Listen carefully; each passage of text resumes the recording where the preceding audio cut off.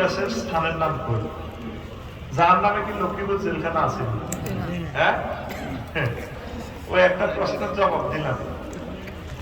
বলছি আতার নবী সাল্লাল্লাহু আলাইহি ওয়াসাল্লাম সুবাতাতা কওমি ফাবালা কয়মান। নবীজি কওম সুবাতা কাছে আসলেন ইসলামের দাওয়াত দিতে, তিনি দাঁড়াইয়ে পেশাব করলেন। সহিহ আল বুখারীর হাদিস। প্রায় হাদিসটা 86টা প্রায় সকল গ্রন্থে আছে। তাকওয়ার হাদিস অসংখ্যবার বিভিন্ন জায়গায় আসছে। সুবহানাল্লাহ।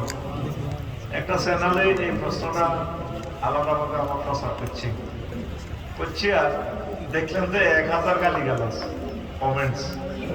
আমি হাসলাম, আমার পক্ষে তুই একজনে লিখছি। আর দেখলাম যে পুরা 980 দিয়ে গালি, 1.5 লাইনে গালি দিছে। এত দুশ্মনের রাসূল, তার থেকে আর কি আশা করা যায়? এই 1.5 লাইনে ভুল আছে, এত মাসবে আশা লেখছে কি অভ্যেস মানুষ পাইছে না। আশা এটা আশা লেখছে কি সবে আর আশা। মানে বাংলা বানানের 250 নিয়ম আমার জানা আছে। এতে আরে বেগুনে গালিগালাজ করে। তুই সহিহ আল বুখারীর নাম, শুধু ইমাম বুখারীর নামটা জীবনীটা শিখতে তোর 5 বছর লাগবে। কান মেয়ে হয়ে গেছে, আমরা সহিহ আল বুখারীর ক্লাস করছি মাস্টার ডিগ্রিতে।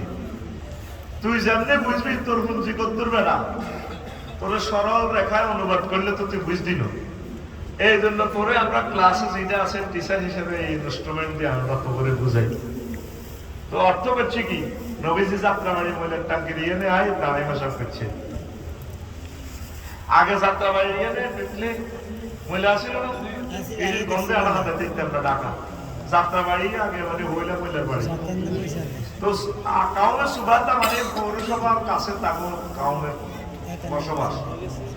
রায়পুর পৌরসভা মহিলা কানাই হলায়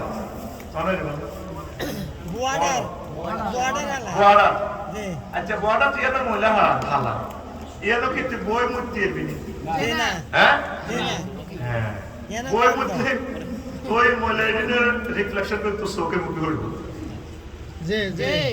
দেখ নবীজি কেমন করি, এখানে কতটা জবাব আছে এই হাদিসটার ব্যাখ্যা। ফতুল বাড়ি, আইনুল বাড়ি, তারপরে আইনি থেকে, তারপরে বিভিন্ন সহিহ আল বুখারীর সরাই আছে 50টার মতো।